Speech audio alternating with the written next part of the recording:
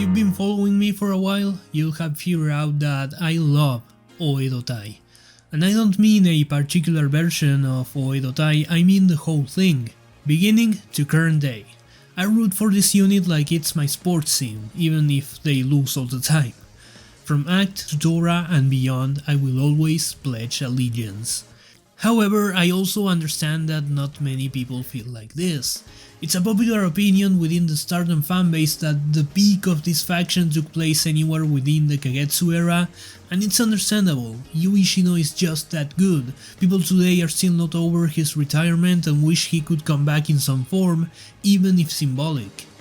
But I feel that situation has led to a massive underrating of Natsuko Tora and her Oedo-Tai, to the point where some people are begging for the leader to change, the faction to disband, or to dissociate themselves from the name. And I just cannot agree with that. A lot of the discourse centers around the dangers of a wrestling faction overstaying its welcome, citing New Japan's Bullet Club as an example. Nevertheless, a key difference between Bullet Club and Oedo-Tai precisely revolves around not overstaying welcomes. When you look at the trajectory of Oedo-Tai, they always managed to reinvent themselves as the lineups of the unit kept changing, altering their presentation and motives without alienating themselves from what makes them Oedo-Tai. Bullet Club, on the other hand, have always kept their themes and aesthetics roughly the same in the last decade, with varying degrees of quality and success. I just don't think that's the case with OT. I've always been fascinated with the potential that factions have in Japan. Whereas in American wrestling they're usually a means to an end, in Japan, and particularly in Stardom, they often work like institutions. Of course, there are teams that are so synonymous with their leader and original members that you can't really envision them with any other people, but when you look at the big three, they truly can be nearly anything their members want them to be. For Oedo-Tai, that's what matters the most, doing whatever you want. Unfortunately, for some fans that's just not the way it should be. Those opinions were addressed on November 26, 2022's Showcase 3 event, and that's why we're here today. Hazuki and Natsu Sumire vs Natsuko Tora and Saki Kashima is a great story on how nostalgia can make us become stagnant and the importance of moving on.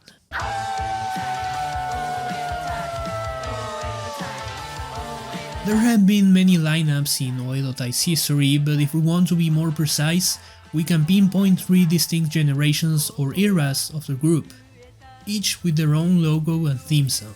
The Aki Yasukawa and Kyoko Kimura generation, or as I call it, Senbon Sakura era, the Kagetsu generation or Oedo Rambo era, and the Natsuko Tora generation or Oedo Trigger era. For the purpose of this video we have to go back to the end of the second generation.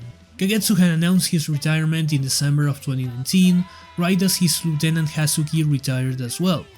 This casted a shadow of uncertainty over the group. Hazuki was clearly being groomed for leadership of the group, and her more low-key aggressive and moody personality at the time would have certainly given Oedo-Tai a whole different aura, but she got burnt out and left. It was up to the 3 most prominent members in the faction, Natsuko Tora, Saki Kashima and Natsu Sumire, to figure out what was next. Fans thought that this was going to be it for the group, but Sumire was particularly eager to call out the doubters and naysayers. They all decided that there should be a new Oedo-Tai and got right on to working on what the new direction for them would be like, while Kagetsu was tying loose ends in his career. They experimented with their image, demeanor and entrance for a while, up until January 26, which was Kagetsu's final proper match in the company. On February 8th, the new Oedo-Tai would be revealed. Kashima, Sumire and a bleach blonde Tora walked out with a new, more green theme song. They no longer wore the modern Keimo jumpsuits, instead going back in time with World War II military uniforms.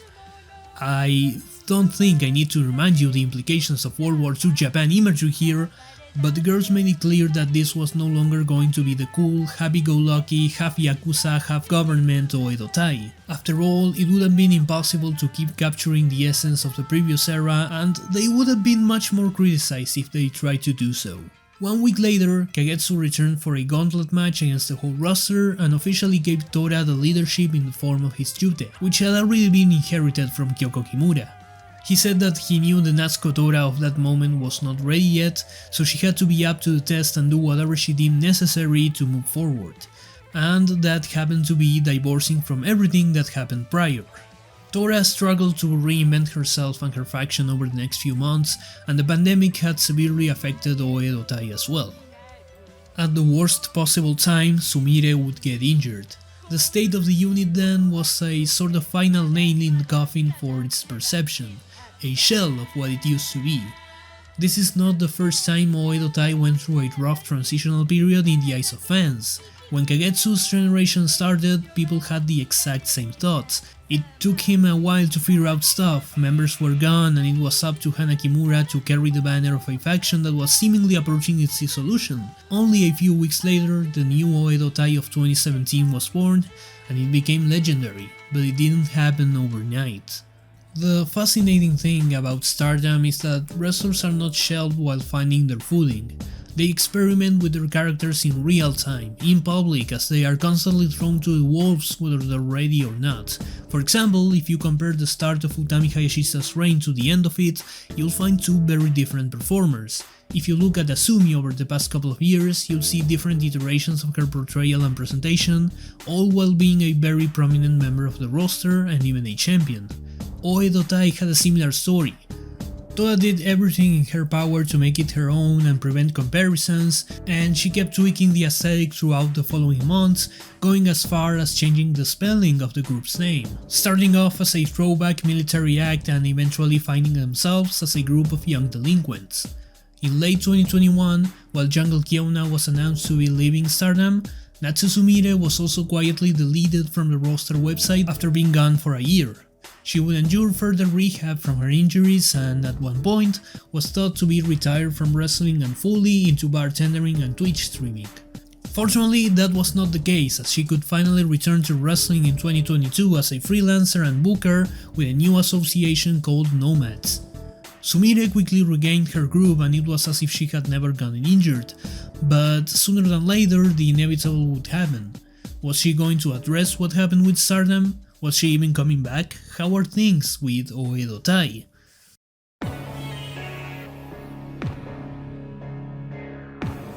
The unit had changed quite a bit since Natsu was last seen in a Stardom ring. With an influx of younger talent, Oedo Tai became something akin to high school bullies and edgelords. The military uniforms were gradually replaced by hoodies, streetwears, and this creepy thing that Natsuko started wearing after coming back from injury. In early November, Tora and Hazuki faced off for the first time since the latter's retirement in 2019 in a tag team match. It wasn't the first time that the leader addressed her former teammate though, as she had called her out the previous year for coming back and swallowing her words after the circumstances surrounding her retirement. Natsuko said that facing Hazuki as a proper rival felt strange, but that she made it a priority to deal with her soon. Just 5 days later we would all learn what that actually meant. Tora, along with Saki Kashima, walked into Sumire's bar, attacking her and destroying the decoration. The Queen of Rampage later explained on Twitter that she resented Natsu for leaving, coming back from injury and never even getting in touch with the group again. Stardom decided to pair Sumire up with Hazuki to face Tora and Kashima in a street fight for Showcase Volume 3. The White Heart rejoiced about sharing the ring with Sumire again, but for Sumire this is much more than reminiscing about old times. She still doesn't understand why Tora decided to turn against her. Sumire did a lot of things for this new generation of the unit. She was calling out haters, fully committed to a rebrand, and you could say she played a big part in recruiting Saki Kashima in the first place. However, Natsuko has a very strict sense of loyalty. For her, the fact that both Hazuki and Sumire disregarded their time in the faction upon coming back is enough for her to cut ties with them. And I have evidence of the opposite situation happening as well. Back in May at the Flashing Champions pay-per-view, Natsuko Tora confronted Great-O-Khan for United Empire's treatment of Bea Priestley. Tora claimed that Bea was still Oedo Tai despite having left the company over a year prior, but the difference is that she actually stood by them all the way to the end and beyond. Hell, Tora doesn't seem to hold strong feelings against Konami either, and she's in God's eye now. But she also closed her chapter in Oedo Tai properly. It seems like all Hazuki and Sumire had to do was to say hello, long time no see, but it's too late for any apologies. November 26 comes by. Natsu Sumire took notice of people calling this match an Oedo-tai vs Oedo-tai encounter, but she argued that this is just Oedo-tai vs Hazuki and Natsu Sumire, their present-day grown and mature selves. However, when they walk out, the story is completely different. Hazuki is wearing black lipstick, the gear she wore at her retirement match, and she carries the Oedo-tai wooden sign she was gifted that same day.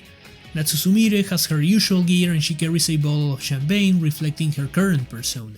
Tora and Kashima walk out wearing simple street fight gear with the Oedo-tai logo on the front. In the match itself, the villains are relentlessly aggressive and Tora allows the other members of the group to show their predecessors who they are. Meanwhile, Hazuki and Sumire played their greatest hits and the fanservice was at top level. The match is unfortunately left unconcluded as Stars and the rest of Oedo-tai keep interfering to the point where the referee has to call a no contest. But it wasn't about the result. For Natsuko Tora, it was about how her former comrades would perform. It was clear to her that Sumire and Hazuki were living in the past, acting as if being in a popular faction 4 years ago was their greatest achievement and a career-defining point. Sumire was enraged by the idea. Like an actor who played a role so recognizable they can't escape from it years after it's over. She doesn't want to be in Oedo-tai. She doesn't want that faction to define who she is now that she has so much going for her. On the other side, Hazuki says that she agrees with Natsu, asking her to join her as their current selves, no longer tied to their former faction. Sumire sees through her words and attacks her. Her outrage doesn't come from Hazuki's proposal per se, it comes from the fact that Hazuki is lying to both Natsu and herself. She came out in full Oedo-tai gear, repeated some of the moves she did back in 2019, spent the whole month reminiscing about her time in the unit, and now she's talking about current selves? What would have she done if Natsu accepted bring back the dance routine?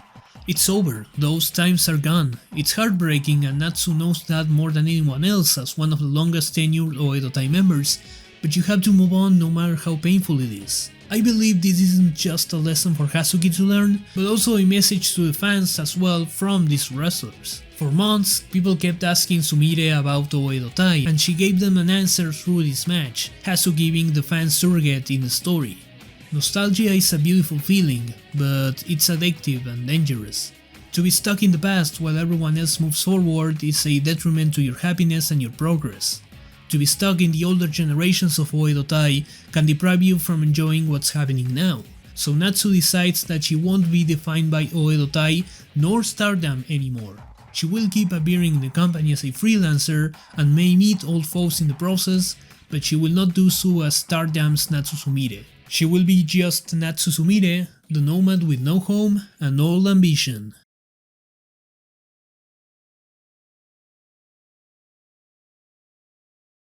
As for Natsuko Tora, she posted on Twitter that she will move forward with her current friends, her Oedo-tai that she will lead to further heights, and anyone who strays away into old memories can get lost.